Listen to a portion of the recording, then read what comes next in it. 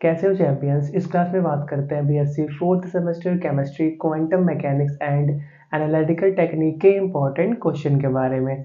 तो देखो यार, अगर आपके कॉलेज यूनिवर्सिटी में इस बार एमसीक्यू पैटर्न पे एग्जाम हो रहा है तो हमने एमसीक्यू पैटर्न पे भी chapter wise important MCQ discuss किए हैं, जिनका लिंक आपको डिस्क्रिप्शन में मिल जाएगा। लेकिन अगर आपके कॉलेज यूनिवर्सिटी में रिटन फॉर्म में एग्जाम हो रहा है, जैसा नॉर्मली होता है शॉर्ट लॉन्ग वेरी लॉन्ग वाले टाइप के आंसर क्वेश्चन, तो आप इस सीरीज को देख सकते हो। यहाँ पे क्या हम हर चैप्टर के इंपॉर्टेंट क्वेश्चन शॉर्ट लॉन्ग दोनों ही डिस्कस करेंगे और उनके सोल्यूशन की भी बात करेंगे, ठीक है। तो देखो हम बता देते हैं हम क्लासेस कैसे चलाएंगे। तो देखो पहले हम आपको कुछ क्वेश्चन देंगे, ठीक है। आप क्या करो, उनको सॉल्व करो। सॉल्व करो मतलब जहां तक भी लिख सकते हो लिखो। देखो कई बार होता क्या है ना, जैसे कोई बोल दे व्हाट इज हैसेनबर्ग अनसर्टेनिटी प्रिंसिपल, तो हाँ जानते तो हैं कि हैसेनबर्ग अनसर्टेनिटी प्रिंसिपल होता क्या है कि किसी भी इलेक्ट्रॉन का एक ही टाइम पे मोमेंटम और पोजीशन हम कैलकुलेट नहीं कर सकते। लेकिन अगर इसी चीज़ को लिखने बैठ जाए तो हम इसके ऊपर 3 से 4 लाइन से ज़्यादा नहीं लिख सकते, ठीक है।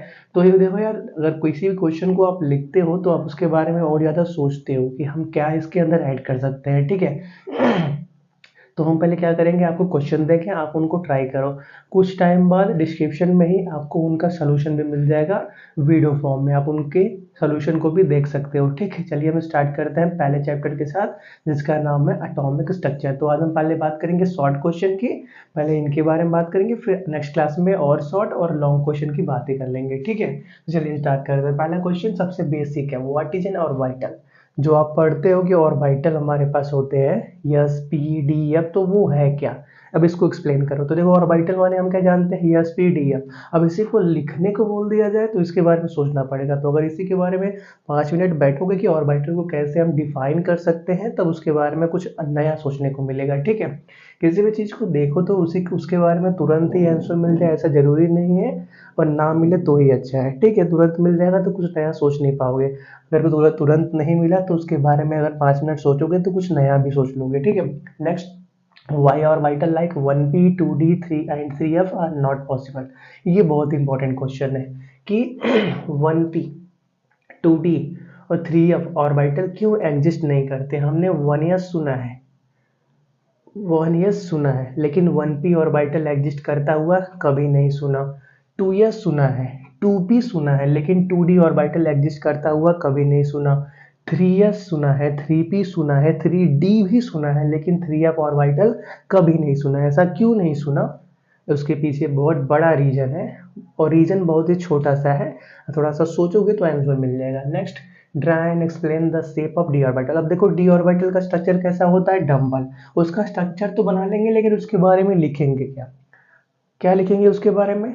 डम्बल स्ट्रक्चर है, उसके पास नोड होता है, इलेक्ट्रॉन का डेंसिटी कहाँ ज़्यादा होगा कहाँ कम होगा, यही सब बातें सोचोगे ना तो उसके बारे में आंसर निकल जाएगा, ठीक है। Next, what do you understand by wave mechanical concept of atom, ठीक है। जो मॉडर्न फिजिक्स आया उसके अंदर वेव मैकेनिक्स की बातें चल रही है, तो आटम के वेव मैकेनिकल कॉन्सेप्ट से आप क्या समझते हो। Next, right short note on. देखो कुछ यहाँ पे अलग अलग पॉइंट है, इनके ऊपर शॉर्ट नोट लिखना है, जैसे Heisenberg uncertainty principle and its significance के ऊपर। Next, quantum number. Quantum number क्या, एन एल एम एस, ये हम जानते हैं क्वांटम नंबर 4 होते हैं, लेकिन उसके बारे में क्या लिखेंगे, थोड़ा सा उसके बारे में लिखना पड़ेगा। Next, n plus l rule. हम क्या जानते हैं, n plus l rule orbital के एनर्जी को भरने के लिए यूज होता है, और उनको अरेंज करने के लिए भी हम यूज करते हैं कि ऑर्बिटल को हम एन प्लस एन के इंक्रीजिंग ऑर्डर में अरेंज करते हैं। एन क्या होता है, प्रिंसिपल क्वांटम नंबर, यल क्या होता है, अजमूथल क्वांटम नंबर। तो इसी के बारे में थोड़ा सा लिखना पड़ेगा कि एन प्लस यल रूल पहले किसने यूज किया था, इसका इम्पोर्टेंट क्या है, ठीक है।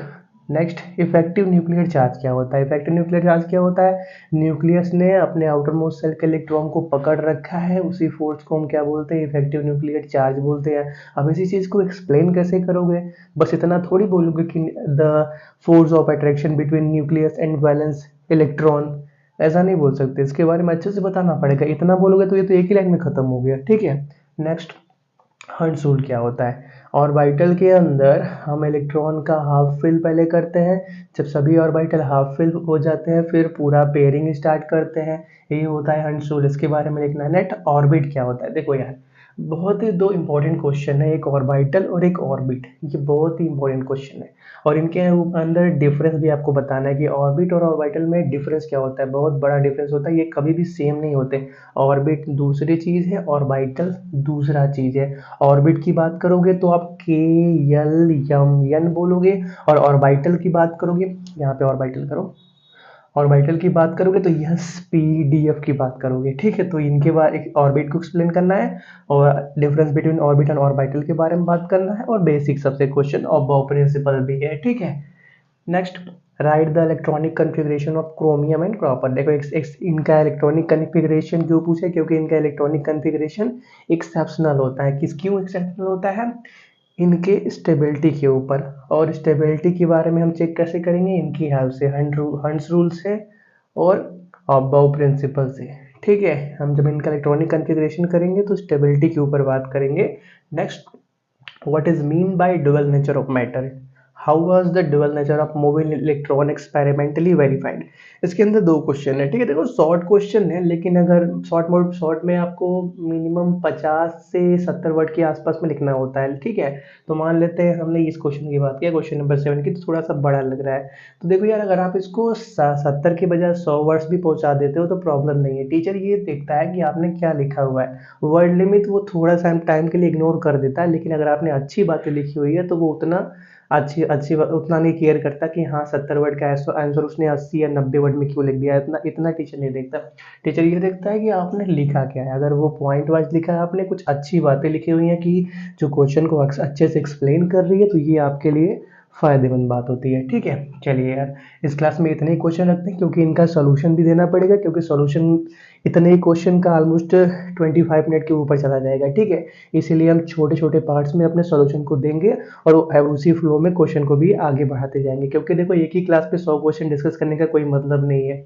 हम भी नहीं करा पाएंगे, हम भी बोर हो जाएंगे, क्योंकि बार बार हमको लिखना पड़ेगा, बार बार कट करना पड़ेगा, लिखना पड़ेगा, कट करना पड़ेगा। आप भी बोर हो जाओगे देखते देखते कि एक ही चैप्टर के 100 क्वेश्चन को लगातार देख भी नहीं सकते। ठीक है, इसलिए तोड़ तोड़ के पढ़ते हैं तो अच्छा रहता है। ठीक है, थोड़ा सा आज देख लेते हैं, कल देख लेंगे। अब एग्जाम के लिए लंबा टाइम है, आराम से कंप्लीट हो जाएगा। ठीक है, चलिए यहाँ इस क्लास को यहीं पर रोकते हैं। तब तक के लिए thanks for watching, have a nice day.